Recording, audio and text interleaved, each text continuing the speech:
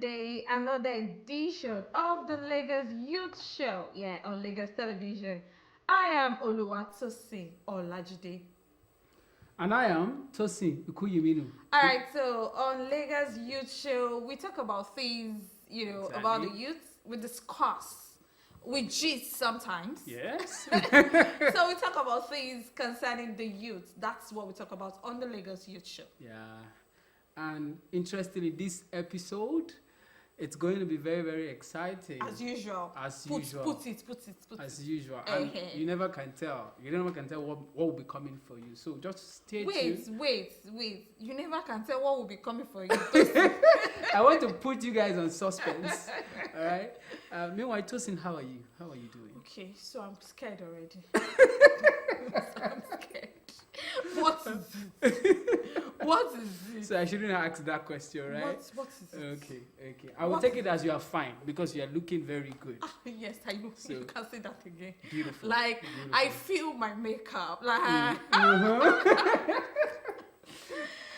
All right, so let's go on a quick break. When we get back, we'll tell you about the topic for today.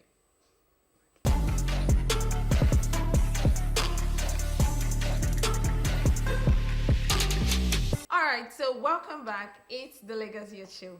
All right, so today we have a guest, and lately we've been having guests come on the show, talk to us about different things. All right, so today we have a guest that will be talking to us about education, academics and social lifestyle. How do you combine both? All right, so that's what we'll be talking about. But before we bring in our guests, Tosi, I want to ask you. Okay, what did I do this time around? You don't need to be scared. Of course. Like one of my friends would say scared. You don't need to be scared. I'm not. All right, so I want to ask you, Okay. how do you ever have a social life when you were in school? Because some students just go to school and it's just school, church or mosque, back home. You understand? So what was your social life? Ooh, school life. It's like another world on its own. Okay. Right, and pretty much I love the topic we're going to be dealing with today as it relates to how campus life and lifestyle impacts our academic excellence and our lifestyle at Okay. large. So wait, you're telling me that it is school and Yes. church back home. I be school No. mosque back home. Which I had a pretty much interesting school life. You had that Very, just absolutely. I had a touch of everything. this one that I didn't like this. Absolutely. I was to be honest, I was not I can't give my say. I mean, I was a prudent student. I was just in between, but I had a very interesting life. Interesting. At some times, I even club. Did some other Hey, things, bad shy. So we did a bit of both.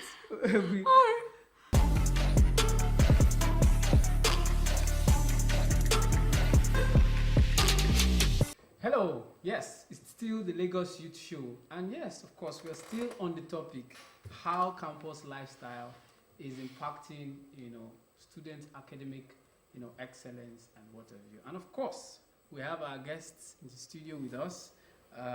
Let me just do the introduction so you sure. Please Exactly. So yes, we have Murakinyo Olaolu Shola, fondly, called in school. You say AKA. AKA Zola. Alias. All right.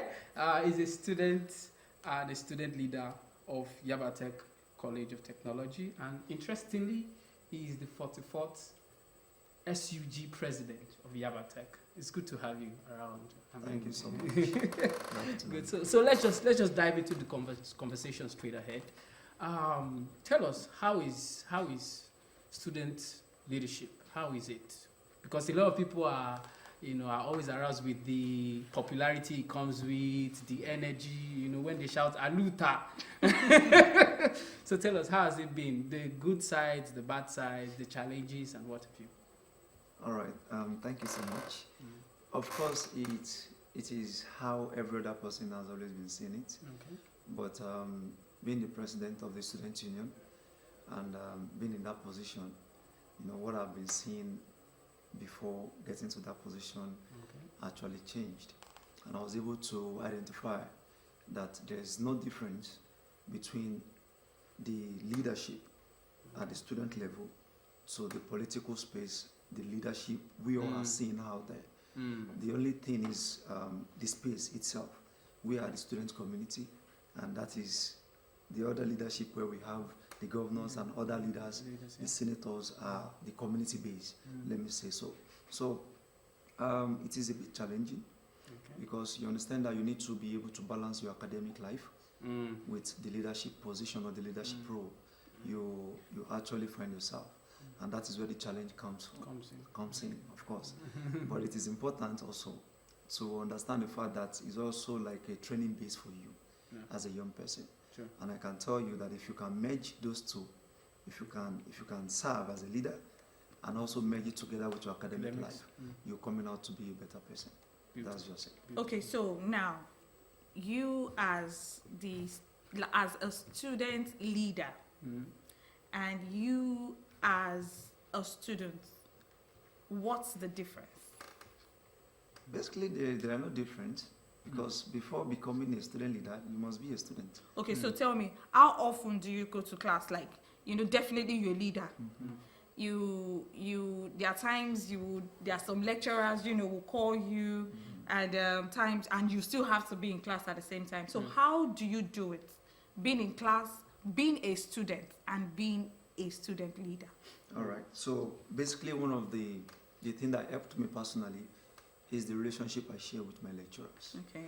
And understanding the kind of position I find myself, I know just like you've said, that I may not be able to attend classes regularly. But of course, I prioritize my academic also. When there are needs for me to leave the class, I communicate to the lecturers. But I ensure that at every point in time, I have my timetable. I ensure that at every point in time, I attend classes. And when there are needs or when the call comes in for me to be at a particular meeting or any program, as the case may be, I just find my way, meet my lecturers, and of course they allow me because they're also part of the success of me becoming the student union president. And it's their joy, they need to support me. Okay, so now let's look at this. As a student leader, now I want to move away from your academics and the student leadership. Yeah. Now I want to really focus on the student leadership. Okay. What really pushed you to do it? Now I'm sure some people would see it because when I was in school, I know of there was a time just departmental election. Yeah. I'm like, so is it that deep? Now, as a student leader, now I want to look at it from this angle. You started from somewhere. Definitely. Because definitely you'll be like, oh, well, it's not. I don't want to buy the idea of. You said something earlier. The idea of there's no difference between student leadership and political. Oh, but there's big difference. I'm sure there's big difference. But then let me just narrow it down here. Like from the student level, is it that you just decided to go into student politics? Yes, student politics. Did you just decide, just wake up one day and say, I want to go into student politics, and you got your ticket? Or what really pushed you into doing it?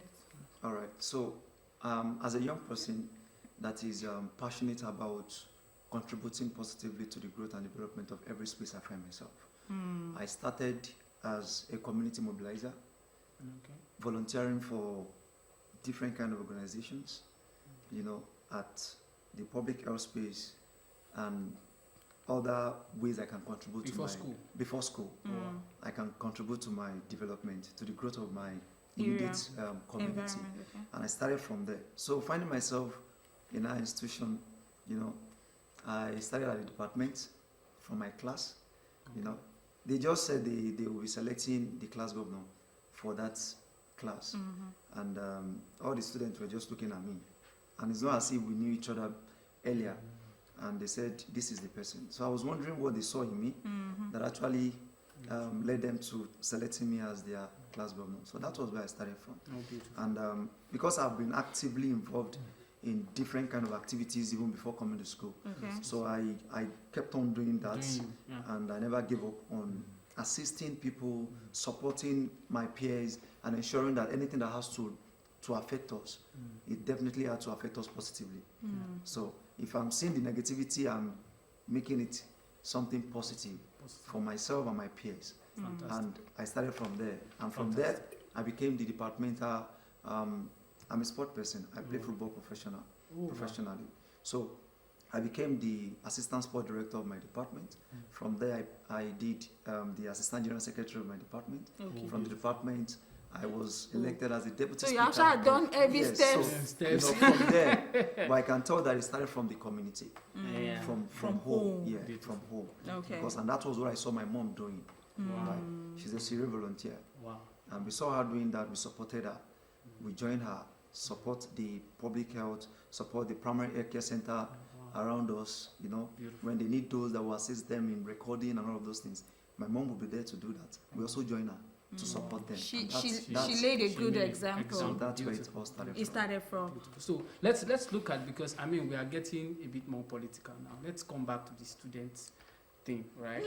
Speaking of balance, right?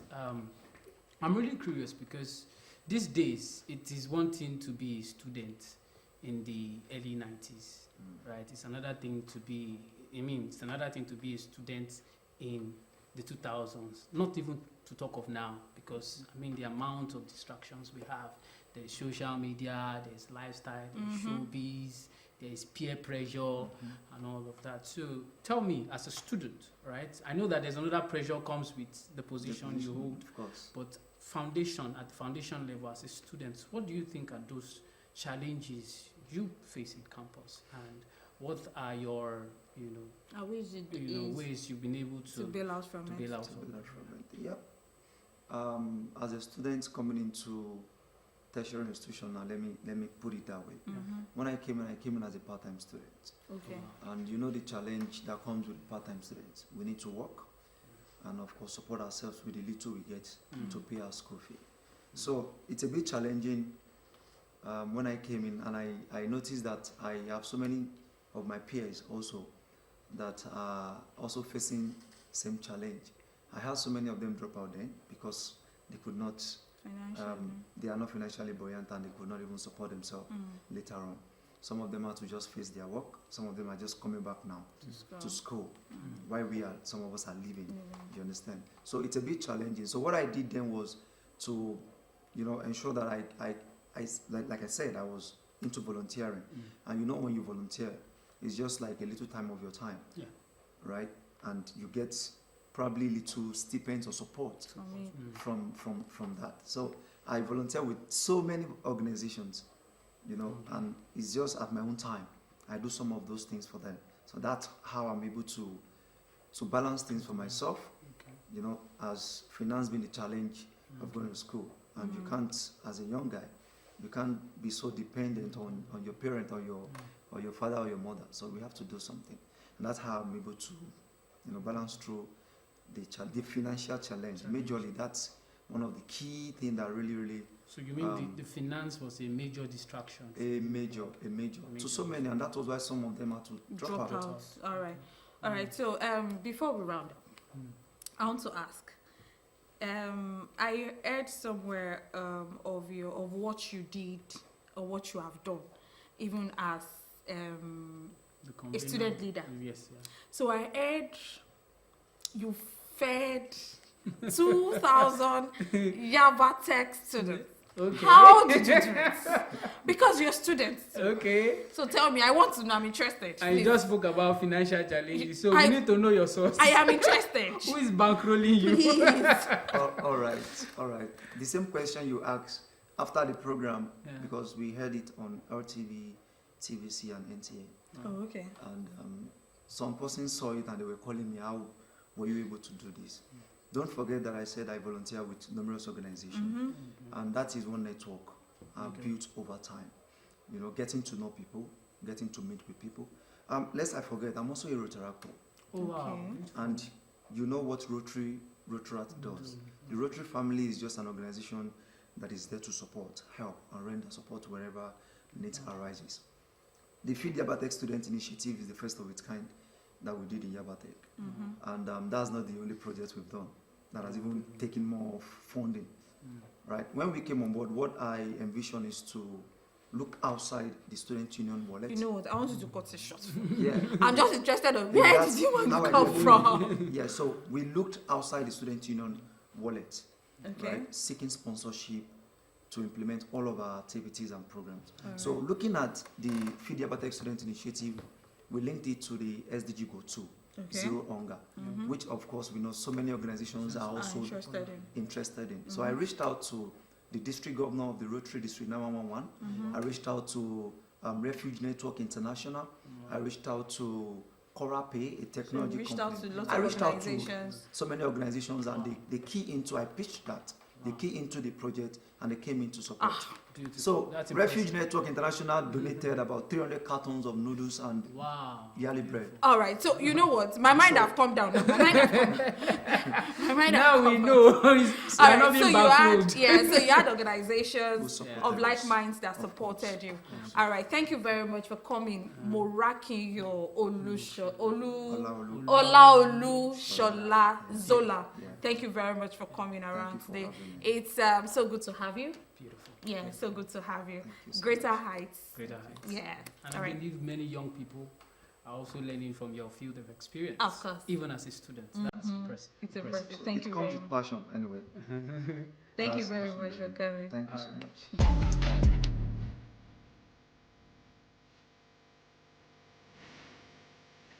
Affected students on campus. I'll say underage. So because most people here in this campus now getting admission now, it's either 15, 16 years or below 16, and they are kind of not matured enough for the kind of environment they are now. So another one is Gen Z mentality. Everybody wants to make money. They want to respect their elders and all that. Okay, lifestyle. I think peer pressure, the friends they move with, that actually um shows the kind of lifestyle you stay in on campus. Like when you follow good friends, surely you have a good impact, positive impact on your school lifestyle. Then bad friends have negative impact too. Mm. So the lifestyle I could say has been affecting students lately. Either positive. Okay, let's go to the positive aspect. The fact where the lecturer gives out notes and lectures, and students tend to go back home in their various libraries and comfort zone to read over whatever it is they have been taught each day it comes in. No, that helps you accumulate better, and it helps you understand the context of the whole lecture. And when it comes to examination, it is much easier because during the examination time, it will just be like you're doing a revision of the whole thing, then you just write it comfortably. While the other one I see as kind of corny and negative is the fact where students tend to pile up the notes for lectures and everything, and they keep waiting for when it is needed and reasonable. And when it's not like probably a week to exam or few days to exam, that is when they become very serious and they start reading over and over again. It makes it look awkward at the same time because most of them tend to do la cram la pour.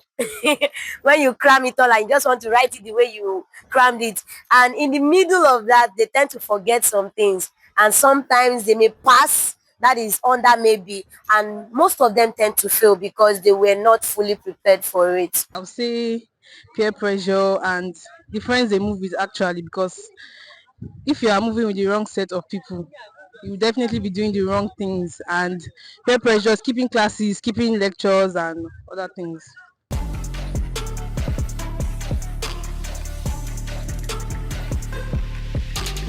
Okay, so it's a wrap today Woo.